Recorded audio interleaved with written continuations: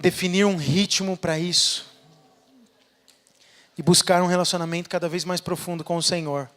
E isso tem nos despertado para viver momentos como esses. Tem que desembocar num tempo de sobrenatural de Deus. Eu creio que é com o mover do Espírito, que é com o Espírito fluindo, nós somos tocados e transformados. Curas acontecem, restauração acontecem, a alma recebe ânimo, é avivada, você sai daqui vitaminado. Você sabia que você está nos seus 15 minutos de intervalo, né? Porque o jogo acontece lá fora. É na nossa semana que o Senhor nos convida para manifestar o quê? O amor e a vida dele ao perdido. Nós não somos uma igreja voltada para dentro.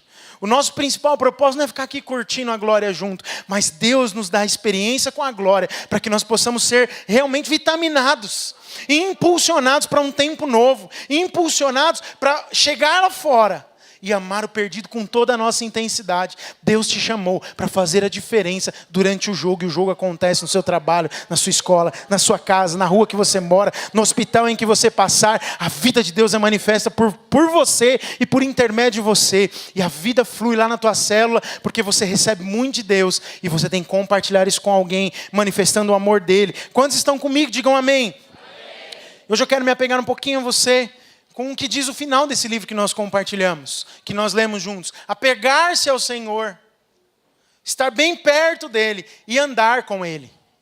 Apegar-se a Deus e andar com Deus é, sem dúvida alguma, o maior desejo do coração daqueles que foram conquistados por sua graça. João Calvino disse isso. Ele disse que a graça do Senhor é irresistível. A graça de Jesus, a graça manifesta através de Jesus, ela é irresistível e nos torna apaixonados. Quem aqui é apaixonado por Jesus? A graça de Deus é Jesus. E quando nós somos apaixonados por alguma coisa, aquilo nos move. Quando nós somos apaixonados pelo Senhor, aquilo nos move. O pastor começa a pregar, você fala, pastor, prega não. Vamos continuar adorando Jesus. Vamos continuar aos pés dele. Mas o Senhor, ele tem coisas grandes para fazer através de nós, quando nós estamos apegados a ele e quando nós estamos próximos dele. Eu quero falar um pouco sobre isso, sobre o apegar-se, estar apegado ao Senhor. Cantares de Salomão, capítulo 8, versículo 5. A Bíblia diz assim: quem é esta que sobe do deserto e vem encostada ao seu amado? De novo, quem é esta que sobe do deserto? Diga comigo.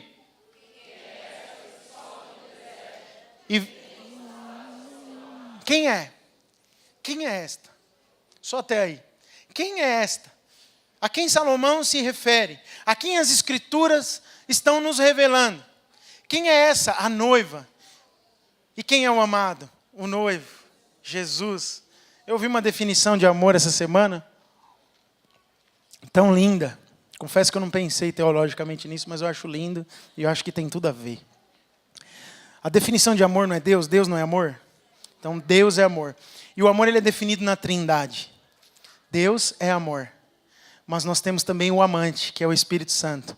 E nós temos o amado, que é o Filho. Deus é amor, o Espírito é o amante. E o amado é o Filho. Portanto, todo aquele que está no Filho é alvo do amor do amante. E eles todos são uma coisa só. Você é alvo do amor de Deus. E ao mesmo tempo, você é impulsionado a amar, porque o amor flui dentro de você. O Espírito Santo nos torna amantes daquilo que Ele ama. O Espírito Santo nos move a viver de acordo com a forma como Ele vive. E esta expressão de Cantares capítulo 8 fala da dependência. Em alguns momentos, a gente pode até parecer algo errado que eu vou falar agora, mas em alguns momentos a gente só se aproxima de Deus no momento da crise. Só busca refúgio no momento de crise. Mas essa voz que muitas vezes fala no nosso ouvido quando nós estamos vulneráveis com as circunstâncias, cansados por causa de um problema, atacados pelo inferno porque estamos sendo destruídos por circunstâncias adversas, sempre tem uma voz aqui no ouvido dizendo, tá vendo? Você só procura Deus quando você está assim, é por isso que você só vive assim. É só mais uma voz de acusação de Satanás. A tradução de Satanás, você sabe qual é, né? Acusador. O significado do nome Satanás é acusador. E a Bíblia fala lá em Apocalipse 21, agora me deu um branco se é 21 ou é 12. É só inverter os números, você acha lá. Está escrito que ele nos acusa dia e noite. Satanás nos acusa dia e noite. Ele existe para isso, para nos acusar. E muitas vezes nós ouvimos essa voz no nosso ouvido, até quando estamos buscando se apegar ao Senhor. Mas é no momento de deserto, como está escrito no texto de Cantares de Salomão, que nós podemos nos apoiar, nos segurar, nos apoiar no noivo para caminhar e ir adiante.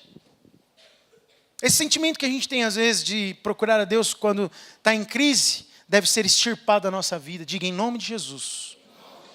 Não importa se eu estou em crise ou se eu estou vivendo muito bem. O diabo não vai mentir a meu respeito. Eu busco o meu amado em todo tempo. Amém. Amém. Amém. Tire do teu coração toda acusação. Eu sinto muito de Deus de falar isso para você. Eu não ia ficar parando muito nesse ponto, não. Porque eu acho que você está cansado de ouvir eu falar isso. Mas eu quero dizer uma coisa para você. Você pode estar acabadão ou acabadona hoje. Você pode estar ruim. E aí você sentiu muito a presença de Deus aqui hoje. Você recebeu muito da vida de Deus. Mas nesse exato momento fica uma voz aí buzinando no teu ouvido, dizendo que você só faz isso quando você está ruim desse jeito. Só vai para o culto quando está ruim desse jeito. Eu quero dizer para você uma coisa. Se você está aqui hoje recebendo de Deus, isso é uma manifestação de um coração de quem também ama o Senhor. Não permita que o diabo fale algo diferente para você. Você é amado de Deus, por isso você o ama. Por isso você está manifestando o seu coração. Então isso é o que acontece com aquele que busca e ama o Senhor. E é interessante que há uma figura de maturidade nesse cenário. Leia de novo o versículo comigo, dá para pôr aí? Quem é esta que sobe do deserto e vem encostada no seu amado? Diga comigo aí.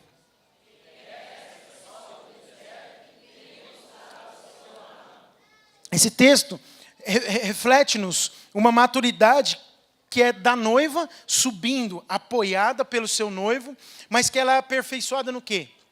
No amor. Nós, quando somos apoiados pelo Senhor, vivemos a nossa vida com Ele como nosso apoiador, paracletos, constante, dia após dia, nós somos amadurecidos pelo amor. O amor de Deus nos amadurece. Quando nós vivemos esse amor, somos amadurecidos. Pelo amor, fazemos coisas que jamais faríamos de maneira natural. Pelo amor, a gente ama as pessoas mais imprevisíveis na nossa maneira de viver. Tem outra palavra que eu queria usar. Improváveis, encaixa melhor. As pessoas mais difíceis, sendo mais direto. Mais difícil para você, porque às vezes para outra ela é fácil. E o difícil na história é você. Está entendendo? Você percebe? Às vezes nós somos difíceis e tornamos um relacionamento difícil por causa da nossa dificuldade. Mas se o amor opera, nós amadurecemos e amamos aquele até o difícil. A difícil. Deus sempre quer fazer algo em nós, nas circunstâncias. E por mais que às vezes a gente ache que está correto, Deus quer sempre mover com amor no nosso coração. Eu já falei isso aqui algumas vezes e vou repetir uma frase que eu aprendi com um amigo. Um grande amigo, você conhece ele, pastor Washington, ele disse para mim algumas vezes já, Rodrigo, o amor resolve tudo. O amor resolve tudo. Quando nós decidimos amar e manifestar amor, tudo se resolve. Como é que você manifesta amor? Como é possível isso, pastor? É só quando nos dias de deserto nós estamos apoiados pelo nosso amado. Não tem outra forma de manifestar o amor se nós não recebermos diretamente dele. E nós precisamos desejar estar apegados a ele. Sabe o que nós ouvimos ontem aqui, à tarde? Não, de manhã, enquanto o Du ministrava. Quanto mais desespero pela presença, mais nós temos dele. O Eduardo ontem trouxe um gráfico aqui de economia, de investimento, diagrama de Markowitz. Markowitz. É o irmão do Donilovitz, eu falei. Diagrama de Markowitz. E ele tinha uma linha assim vertical, a vertical é a de pé e a horizontal é a deitada, tá bom? Numa linha vertical, ele tinha lá o lucro, né, do investimento pretendido, e na linha horizontal era o risco que se corria para obter aquilo. Então ele diz o seguinte, quanto você pode correr determinado risco, pensei que a Glória tinha descido aqui agora e o gráfico estava atrás de mim, aí eu ia pular aqui. Mas amém. Eu nem sei se está lá, né, Edu, e eu não pedi isso para ninguém. Mas eu quero me dê a liberdade de falar do seu gráfico aqui, que eu fiquei pensando nele. Eu gosto muito disso, de matemática e dessas coisas. E o gráfico desse estudioso aí, de investimento, ele diz o seguinte, quanto mais risco você corre, eu fiquei olhando para ele, então o cara que mais corre risco, ele sempre vai ter a possibilidade de ganhar mais. Sim? Estão comigo?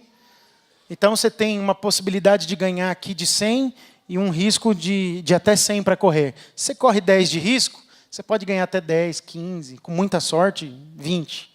Mas se você corre 90, o seu risco aumenta, porém a sua possibilidade também aumenta. Você pode ficar só nos 10 de lucro? Pode. Correndo o risco de 90, você pode ganhar 10, mas pode ganhar 90. Correndo o risco de 10, você nunca vai ganhar 90. E pode no máximo ganhar 10. Está me entendendo? Isso é o que a matemática e o planejamento para investimento diz.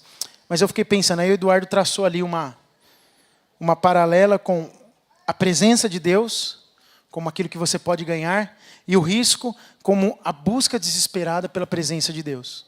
E eu estava meditando sobre isso, meditei essa noite, foi uma noite muito difícil para mim, eu dormi quase nada, eu tive muita dor de cabeça. Alguém teve isso essa noite? Foi terrível, terrível, foi um dos jejuns mais difíceis da minha vida. É verdade, e olha que eu já jejuei umas vezes aí, viu? Mas sentia tanta dor de cabeça, e aí eu fiquei pensando, e eu falei, Senhor, na tua matemática espiritual é impossível a minha fome desesperada pela tua presença não me dar um retorno da tua presença. O risco com Deus, ele é extremamente calculado. Se você corre risco com Deus de estar na presença dele, ele não vai te decepcionar e ele vai se aproximar. Perto está o Senhor daqueles que o invocam. Perto está o Senhor daqueles que o invocam em verdade. Em João 4:23 ainda diz que o Senhor, aleluia, busca pela face da terra os verdadeiros adoradores. O Senhor está sempre buscando. Agora, se você corre o risco de estar buscando algo de alguém que já pôs à disposição sua, tudo, se você correr o risco de desesperadamente buscar o Senhor em 100%, com toda a sua força, certamente Ele te retribuirá, mostrando a você a face dEle. Tão somente você precisa se apegar, mas as dificuldades são grandes. Ainda que a gente esteja cercado de inimigos, ainda que as circunstâncias sejam absurdas ao nosso redor, nós temos uma confiança e podemos confiar nele. Com ele podemos saltar muralhas. Há uma canção muito antiga que diz, pois contigo saltarei muralhas e também destruirei exércitos. Alguém conhece? Amém, aleluia. Está lá no Salmo 18:29. Porque contigo desbarato exércitos, com o meu Deus eu salto muralhas. Aleluia. Contigo eu desbarato, eu destruo exércitos, mas contigo eu também salto muralhas. Essa confiança no Senhor me faz ter coragem de me aproximar dEle e ter uma busca cada vez mais intensa por sua presença e me apegar ainda mais a Ele. Portanto, se você está vivendo dificuldades, se tem inimigos ao seu redor, se estão à sua volta, inimigos te atacando, você pode crer, com o Senhor você desbarata exércitos, com Ele você salta muralhas. Essa é a promessa, e isso nos faz ter confiança para nos aproximar dele. No lugar secreto, nós nos estabelecemos como pessoas apegadas ao Senhor. É no lugar secreto que nós vencemos, saltamos muralhas e vencemos exércitos. É no lugar secreto, é no particular com Deus, que nós construímos algo que certamente será manifestado em público, e nós seremos vistos como aqueles que saltam muralhas, que destroem exércitos, porque no lugar secreto nós tomamos posse dessa proximidade do nosso amado. Isso é poderoso. Então as lutas não podem nos impedir de chegar a Ele. Nós precisamos ter apego, não só a esta realidade e promessa da palavra de Deus, mas também precisamos ter apego aos feitos da palavra do Senhor. Aos feitos do Senhor descritos na sua palavra. Tem um salmo que eu amo de Davi, que ele fala, Senhor, lembrei-me das maravilhas que fizeste. Davi tinha do que lembrar-se, porque Deus tinha feito muito na vida dele. Mas o Salmo 119:31 diz, aos teus testemunhos eu me apego. Diga comigo isso, aos teus testemunhos eu me apego. Não permita, Senhor, seja eu envergonhado. Diga mais uma vez, aos teus testemunhos eu me apego. No lugar secreto, irmãos, nós podemos nos apropriar de toda a palavra do Senhor.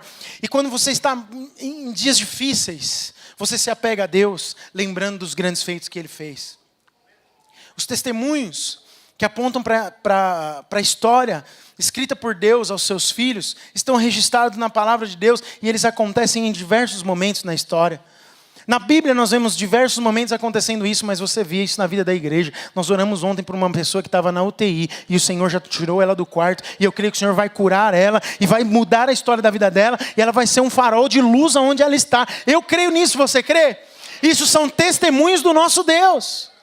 Nós oramos o ano passado porque precisávamos de um patrocinador para trabalhar aqui no Locomotiva com o nosso prédio no ano que vem. No final desse ano, a notícia que eu tinha era: vai ser difícil. Eu mesmo e uma equipe nossa que trabalha aqui por isso, trabalhou por muitos meses tentando conseguir patrocínios e nós não conseguimos. No final nós conseguimos um patrocínio que ele é aproximadamente 1% do que a gente precisava para operar a nossa unidade aqui. 1%. Aí eu falei pro meu acusador: eu continuo crendo. Eu sei que Deus vai fazer. E nós oramos. O que Deus fez? Ele nos deu um patrocínio. E fez todos reconhecerem que foi Ele quem fez. E que era para nós. Ele não só fez. Ele precisou deixar claro: ó, isso aqui é para aquele pessoal lá. E mais, por mais que eles tivessem tentado, enquanto eles dormiam, eu trabalhava em favor deles. E Deus moveu lá no coração de um CEO, de um executivo de uma empresa que não sabe nem quem eu sou. E ele vai vir aqui um dia cortar a faixa e me dar os parabéns e falar assim: olha, conte com o nosso apoio. Quem fez isso? Eu? Não. Deus, porque aos teus amados, Ele os dá o pão enquanto dormem.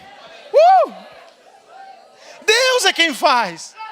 Não tem a ver comigo. Lembrai dos testemunhos do Senhor. Todos os testemunhos que Deus tem feito, não são só aqueles feitos a Davi, feitos a Abraão, feitos a Moisés, feitos a Noé, feitos a Elias, a Eliseu, a Josué. Não são somente a esses, feitos a Esther, a Mordecai, feitos a quem mais? A Enoque.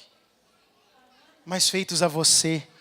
Feitos a Deise, ao Danilo, feitos ao André, feitos a Mariana, feitos ao Joaquim, ao João, a Maria, ao José, a todos. Deus tem feito grandes coisas nesse tempo e nós somos alvos do amor de Deus. Lembre-se dos testemunhos do Senhor. Esses testemunhos ao longo da história alcançaram-nos. E eu quero falar um pouquinho sobre esse andar com Deus. O desejo do coração de Deus foi sempre andar com o homem.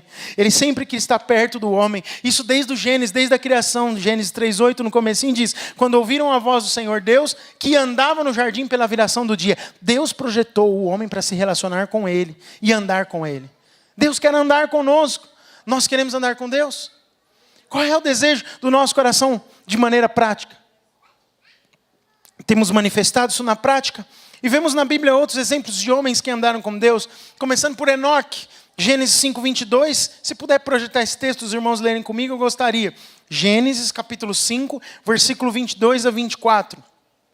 Andou Enoque com Deus. Vamos lá? E depois que gerou a Matusalém, viveu?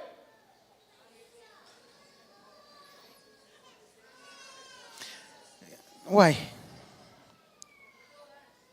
Volta para o 22, por favor. 5:22. Yes. Segura aí. Vamos lá? Andou Enoque com Deus. E depois que gerou a Matusalém, viveu? E teve filhos e filhas. 23. Todos os dias de Enoque foram 365 anos. 24. Andou Enoque com Deus e já... porque Deus o tomou para si. Quantos anos ele viveu? Quantos? 365 anos. E já não era, ou seja, esse era de existir. Ele já não existia mais na terra, porque Deus o tomou para si. Enoque descobriu algo que nem Adão experimentou tão profundamente. O nível de intimidade era tão grande entre Enoque e o Senhor, entre ele e Deus, que o Senhor resolveu tomar para si. Certamente isso não seria possível se ele não tivesse um tempo no secreto. Esse cara devia viver no secreto todo dia, todo instante, fazendo tudo, a todo momento.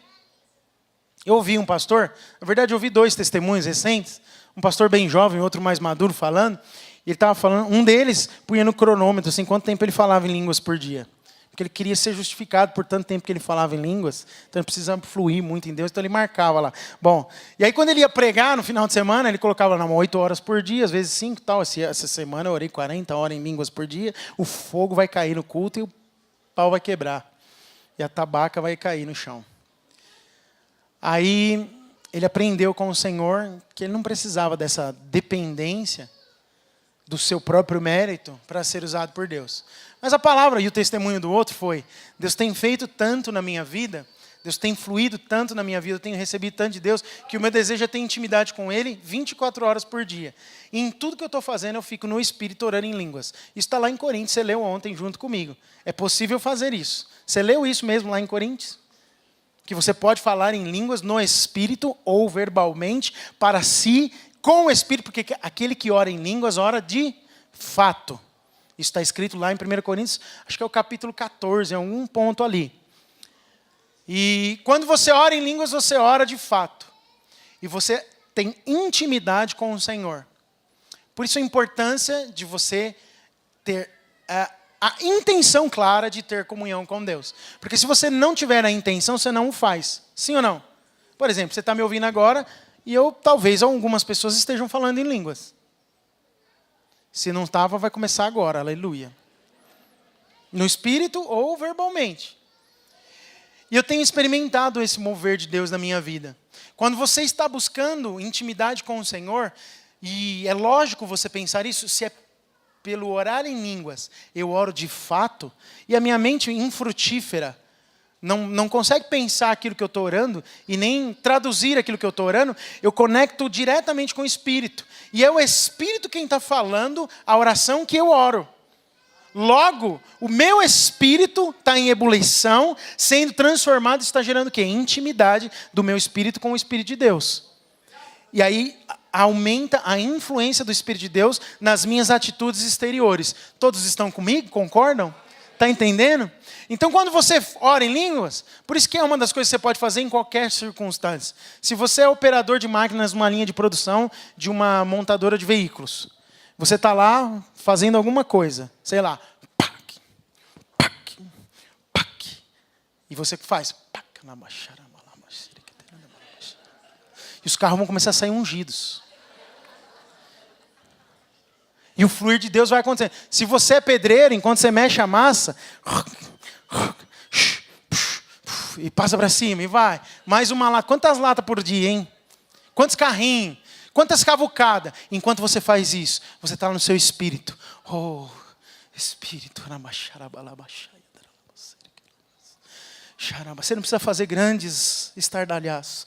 Mas o Espírito começa movendo. O que isso está produzindo em você? Intimidade. O Espírito Santo está movendo. A massa vai ficar ungida. A casa também. Eu queria um pedreiro assim para trabalhar na minha casa toda vez. Porque até quando ele errar, ele vai falar, não, eu assumo o dano.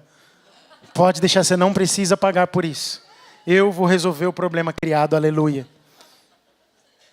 Se você é eletricista, aleluia, você não vai gerar fogo elétrico, mas fogo do Espírito. Enquanto você corta o fio, enquanto você instala a lâmpada, você está falando em línguas. Se você é dona de casa, enquanto você lava a louça, enquanto você cuida dos seus filhos, você pode falar em línguas. Ao invés de ficar prestando atenção naquilo que não te traz e não te agrega nada, nenhum crescimento. Porque tem um monte de coisa também que não é pecado, mas que só te faz perder tempo e te rouba a intimidade com Deus. Eu quero desafiar você a fazer isso. Intencionalmente, procure e busque ter intimidade com Deus e andar com Ele. E falar em línguas é um bom começo para isso. Pastor, não sou batizado com o Espírito Santo. O Senhor pode te batizar com o Espírito Santo hoje. Você pode falar em línguas hoje. Você pode receber do dom do Espírito hoje e começar a falar em línguas e viver isso de maneira intencional. Mas Enoque, ele andou com Deus e Deus o tomou para si porque ele tinha intimidade. Algo interessante, né? Imagina só, viver 365 anos e ter esse anseio de andar com Deus como foi Enoque. Ele demorou 365 anos para ser arrebatado, para ser tomado pelo Senhor. Talvez o coração dele ansiasse tanto por mais de Deus, que Deus cansou de restringi-lo de sua presença plena. Deus olhou para ele e falou, nossa, o desejo é tanto que eu vou dar o que esse menino está me pedindo. Esse menino de 365 anos. Que desejo, que vontade. O que Deus vê em mim e o que Deus vê em você? Deus está vendo esse desejo, essa vontade. Deus, aleluia, Ele não se faz resistente a todo aquele que o deseja verdadeiramente. Deus não vai te resistir, Ele vai te dar graça. A partir do momento em que você buscá-lo, feche seus olhos por um instante aí. Se você fala em línguas agora. Se você não fala em línguas ainda, peça ao Senhor, Senhor, eu quero receber esse dom. Permita que o Espírito Santo possa se aproximar de você. E com a sua mente ainda infrutífera, medite nessa verdade que eu estou falando para você. E fala, Senhor, eu quero ser irresistível ao Senhor. Eu quero que o Senhor olhe para mim e fale, eu preciso mostrar a minha face. Ah, Deus, eu quero que o Senhor olhe para mim e diga, eu preciso mostrar a minha face para o Rodrigo. Oh, Deus. É como se Deus dissesse para Enoque, eu vejo tua paixão tão pura, tão doce por minha presença, que eu não vou mais dizer não para você. Eu vou me aproximar, vou responder a sua oração e vou mostrar a minha face para você. Deus quer se revelar para nós, como se revelou para Enoque. Talvez Deus não te arrebate, como fez com ele. Mas certamente Ele revelará pelo Espírito a sua face através de Cristo a você. Moisés desejou ver a face do Senhor. Deus disse para ele, mostrarei as minhas costas. E quando eu estiver passando, vou tampar o seu rosto. E você não verá o meu rosto. Mas quando eu passar, tirar as mãos, você verá as minhas costas. Me verá por detrás pela fenda da penha. Mas algo glorioso acontece. Lá no Evangelho no Monte da Transfiguração. Quando Jesus chama Pedro, Tiago e João. E fala, vamos lá para cima do monte que eu tenho algo para fazer. A Bíblia fala que os 3 discípulos ficam atônitos quando eles veem Elias e Moisés com o corpo transfigurado. É como se fosse aquela mágica da tecnologia dos dias atuais. Um holograma desceu no Monte da Transfiguração. E Jesus estava junto com eles. E Jesus é a face de Deus, porque Ele diz, quem vê a mim, vê o Pai. E Moisés precisou na terra ver o rosto de Deus. Era o anseio do coração daquele homem de Deus. E o Senhor cumpriu a promessa e mostrou o rosto de Deus para ele. Em Jesus. Jesus quer se revelar para mim e para você nesses dias. Nós podemos vê-lo. Eu posso vê-lo. Olha, ainda que eu não tenha visto com os olhos naturais, eu posso sentir a presença de Deus de uma maneira tão profunda nesses dias. Nós andamos em outras dimensões com Deus, quando nós andamos próximo dEle. Como aconteceu com os antigos. A gente vê isso na vida de Noé, vê isso na vida de Abraão. E através de Cristo, podemos desfrutar também dessas outras dimensões pelo Espírito Santo. Deus não escolheu Noé para enviar uma inundação, mas porque Ele teve a liberdade. Porque Ele teve Noé, Ele teve a liberdade de enviar uma inundação. Deus escolhe pessoas para propósitos e então cumpre o propósito. Eu vi algo muito sério, já há muito tempo ouço isso, mas eu ouvi algo muito sério essa semana, e que me pôs para pensar. Às vezes a gente não manifesta desejo, e não deseja aquilo que Deus já nos disse com clareza que vai fazer na nossa vida. Sabe o que acontece? O tempo passa, Deus põe outro e faz no seu lugar. Eu não quero, eu quero ser fominha. Eu quero tudo que Deus tem para fazer na minha vida, eu não quero que ninguém faça aquilo que Deus me comissionou para fazer. Eu quero fazer. Eu estou aqui para fazer. Eu desejo fazer. Enquanto você tem vida à disposição e ouve a voz do Espírito, você tem a oportunidade de fazer. Você quer fazer? Você tem desejo de fazer? Qual é a tua arca? O que Deus diz que vai fazer através de você? Qual é a arca que você precisa construir? Deus coloca essa pergunta diante de você nesse tempo. Apegue-se ao Senhor.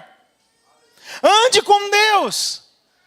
Porque tem uma arca para ser feita. E você sabe qual é a sua arca. Deus tem algo que é só você. Você é único. Ele te criou com as qualidades necessárias para fazer esta arca.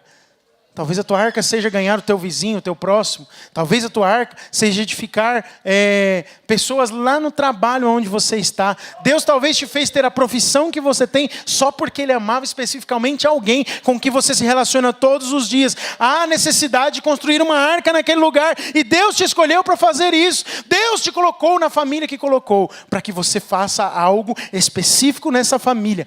Ame com o amor do Senhor. Edifique aquilo que Ele te chamou. Veja, Deus não decidiu fazer alguma coisa. Ele escolheu você como amigo dele para que você pudesse fazer e manifestar aquilo que ele decidiu fazer. Aleluia.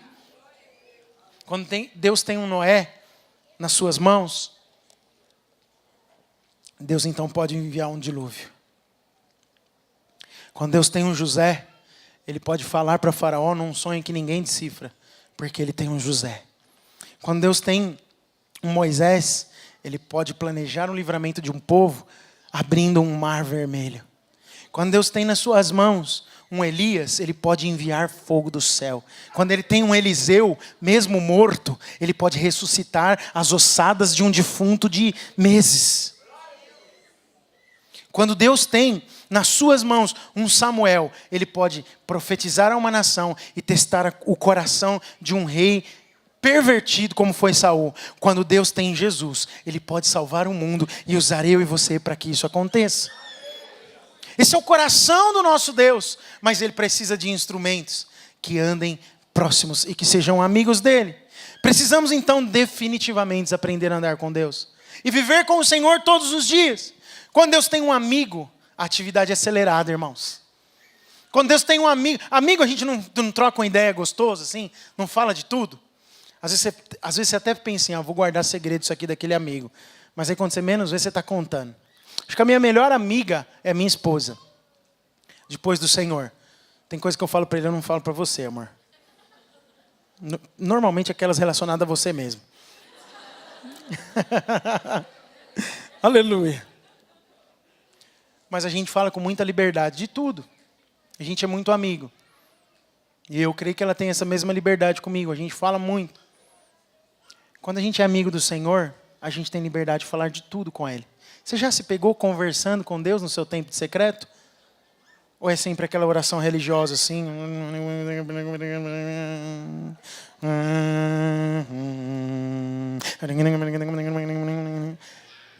Ou você fala, Senhor, tá treta hoje.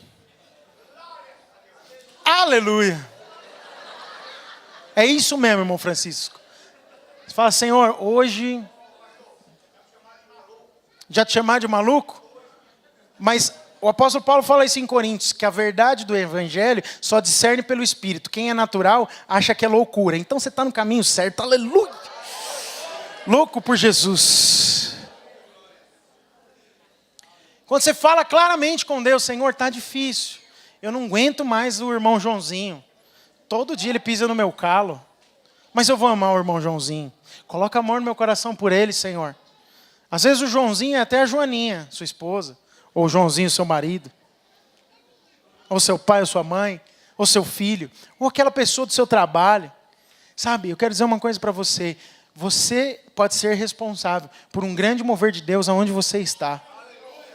Eu creio que eu posso ouvir pessoas testemunhando aqui, falando, nossa, fiquei com inveja santa do pastor falando do ambiente de trabalho dele, no Locomotiva, isso vai mudar lá no meu trabalho. Eu vou ter um ambiente santo, a glória vai descer lá, os salvos serão meus parceiros e amigos nesse projeto, mas quem não é salvo vai receber Jesus e vai ter grande transformação onde eu estou. Você crê nisso? Sabe o que produz isso? Andar com Deus. Não adianta não andar com Deus e querer isso. E quando Deus tem um amigo, Ele faz coisas grandes e acelera a atividade. A Babilônia nunca mais foi a mesma depois de Daniel. De Daniel e seus amigos. Quem eram os amigos de Daniel? Sadraque, Mesaque e Abidnego. Olha, antes deles, na Babilônia, Nabucodonosor não tinha sonhado nenhum sonho. Mas quando Daniel chegou lá, Nabucodonosor sonha sonhos divinos que apontam para coisas maravilhosas que tinham a ver com a nação de Israel e que tocavam até nós. Homens são preservados, como Sadraque, Mesaque e Abidnego, dentro de uma fornalha de fogo ardente. Ninguém tinha visto aquilo, mas esses homens eram amigos de Deus. Nabucodonosor fica louco e Deus restabelece sua sanidade. Babilônia não tinha visto tanta coisa. Uma mão aparece e escreve na parede. Coisas sobrenaturais. Daniel é livre da boca dos leões. Assim como muitos cristãos morreram numa arena, comido por leões, porque declararam seu amor e a sua fé em Cristo Jesus, Deus livrou Daniel da boca dos leões. Deus tem um propósito em todas as coisas. Deus pode livrar você da boca do leão. Às vezes a gente tem medo até de um cachorrinho. Mas Deus te levantou para ser mais do que vencedor e derrubar todo e qualquer gigante que se coloque diante de você. Daniel recebeu a revelação do fim dos tempos, numa visão espetacular. Então Deus faz coisas grandes e acelera os processos quando Ele tem amigos. Daniel, Sadraque, Mesaque, Abednego eram amigos de Deus. Deus usa os vasos que estão preparados para que eles possam ser instrumentos em suas mãos. Mas você se prepara quando você é alguém que está no secreto e anda com Deus. Deus só quer uma coisa de nós: humildade, fidelidade, lealdade. Precisamos ser amigos, isso se espera de uma amizade. Quantos aqui são amigos de Deus? Ele é nosso amigo. Ele disse isso aos discípulos lá em João 15:15. Já não vos chamam servos, mas, porque servo não sabe o que faz o seu senhor, certo? Mas tenho-vos chamado amigos, porque tudo quanto ouvi do meu Pai vos tenho dado a conhecer. Olha só o que Jesus fala. Vocês não são mais servos, porque servo não sabe do que acontece no bastidor. Mas vocês são amigos. Por que eu chamo vocês de amigos? Porque tudo. Jesus não resolveu chamar de amigo porque achou bonitinho. Porque falou assim: eu tenho uma afinidade com você, Pedro. Nossa, João, você que deita no meu peito, uau, maravilhoso. Não, eu te chamo de amigo porque tudo que o Pai me fez saber, eu estou fazendo você conhecer. Eu compartilho dos segredos de Deus com você. Amigo de Deus é treinado no secreto para ouvir a sua voz, portanto sabe os segredos de Deus e por isso vive como quem anda com Deus. Você percebe qual é o resultado de ser amigo de Deus? Qual é o resultado de estar no secreto? Qual é o resultado de ter intimidade? Grandes coisas. Deus te usa como um vaso de honra. Devemos então nutrir o andar com Deus no secreto, porque em público Deus nos levará a revelar o seu amor e a grandes realizações. Quantos compreendem o que eu estou dizendo, digam amém. Diga comigo: apegar-se e andar com Deus. Diga de novo: apegar-se e andar com Deus. Apegue-se a Deus como Enoque, apegue-se a Deus como esses grandes homens de Deus, apegue-se a Deus como Davi se apegou, apegue-se a Deus como os discípulos eram apegados a Ele, apegue-se a Deus como Jesus era apegado ao Pai. Apegue-se a Deus e Ele vai te revelar coisas profundas de amigo. E aquilo que você receber no secreto será revelado em público. E o Senhor vai te usar como vaso de honra para cumprir o propósito específico que Ele te chamou para viver. Fique de pé no seu lugar, por favor.